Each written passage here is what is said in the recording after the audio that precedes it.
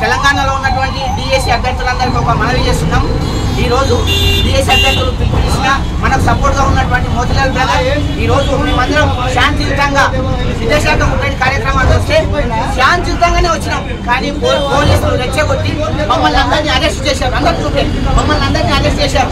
మిగతా ఉన్న డిఎస్సి అభ్యర్థులు కూడా ఎవరైతే తీసుకునే బస్సులలో వస్తున్నారో ప్రతి ఒక్కరూ శాంతియుతంగా రండి, ధర్నాన్ని విజయవంతం చేద్దాం. ఈ పాటికి విజయవంతమైంది. మనకు సపోర్ట్ గా నిలిచినటువంటి మోతిలాల్ బ్రదర్ మేమంతా అరెస్ట్ అయినాం.